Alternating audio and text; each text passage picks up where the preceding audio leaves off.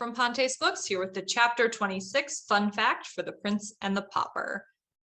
Today's fun fact is one that can be very applicable to lots of people's lives, but I feel like some people are probably able to do this skill more than other people can, and certain people go to school for this for a very long time.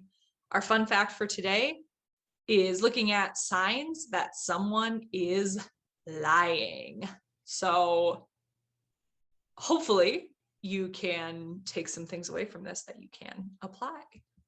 So in The Prince and the Pauper, this ties to the chapter because we have Lady Edith telling Miles what he believes is a lie when she says that she doesn't know who he is and that she thinks maybe he thinks that he is Miles, but she says, you know, basically, no, I've never seen you before. I don't recognize, you're not Miles. And he is trying to read her body language, and at one point he makes her make eye contact with him before she says, you know, what he's asking her. But here's one example of kind of her body language that he comments on, or that the narrator comments on. A faint tinge appeared for a moment in the lady's cheek, and she dropped her eyes to the floor, but her voice betrayed no emotion when she proceeded. So you can see that she gets kind of blushes a little bit. She drops her eyes to the floor, but then when he hears her voice is steady, it's confident. So he doesn't know what to think.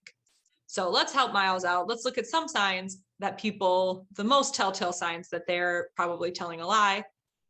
And if he had known these, maybe it could help him to figure out if she was, if she wasn't, and maybe you as the reader, if you haven't read on yet, you can figure out what you think as well. So when you're detecting lies, it's important to know that, you know, lies can be kind of hard to detect. It's hard to figure out if someone is lying or not. So one study that someone completed, so I think that should say one study, found that people could detect lies about 54% of the time. So considering it's kind of a 50-50 shot, either yes, they're lying, no, they're not, only 54% of the time people can detect it correctly. You know, it's not a great percentage, which is good news for people who are lying, right? Bad news for people who are trying to tell if someone's lying. So one of the main things that they say is to trust your instincts, right? Sometimes your gut is able to pick up on something that you can't necessarily verbalize.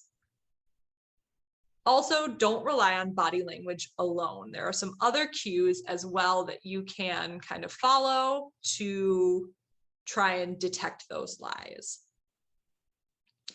Apparently, one trick that can be helpful is if they're telling a story about where they were, what they were doing, and you think they might be lying, ask them to tell that story in reverse. Because if they've been rehearsing that over and over again, they might get tripped up when they have to try and tell it backwards. Now, on the other hand, if someone is just trying to tell you what happened to their day and it's the truth, and then they have to flip and say backwards, it might trip them up as well. But that's apparently one tip. So there are some signs that someone could be lying to you, and there are some that are supposedly more, I don't know, telling than others. So we have kind of a top 10 list here. So one, and this is where it said, don't just look at body pattern or body language. Also, something that can be a giveaway sign that someone is lying is a change in their speech patterns.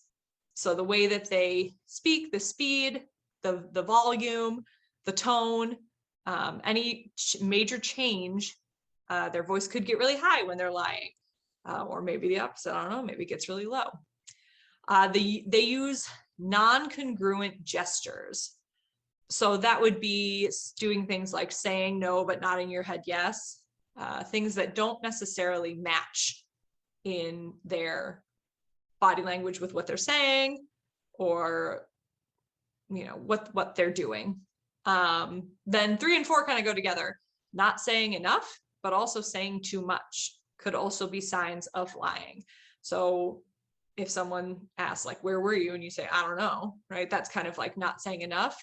If you go into this elaborate story with all this detail, well, now that almost seems rehearsed, like you're saying too much. So hopefully it's more somewhere in the middle. So I kind of talked about this one a little bit. Change in speech patterns can also be related to unusual rise or fall in vocal tone. So the high or the low of your voice. The direction of their eyes. So that's one I hear a lot. And there's certain theories where it's like if they look to the left, if they look to the right.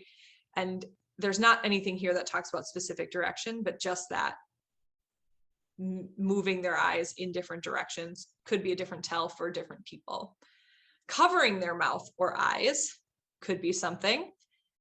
Excessive fidgeting. This is one that I feel like, with little kids, especially when they're lying, you see this a lot. They're, playing with something in their hand and also avoiding eye contact with you.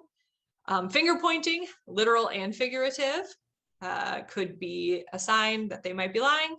And then lastly, self-identifying as a good liar.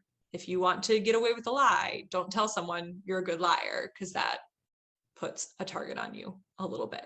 So those are some signs that people might be lying. Hopefully you learned something. Have a good rest of your day.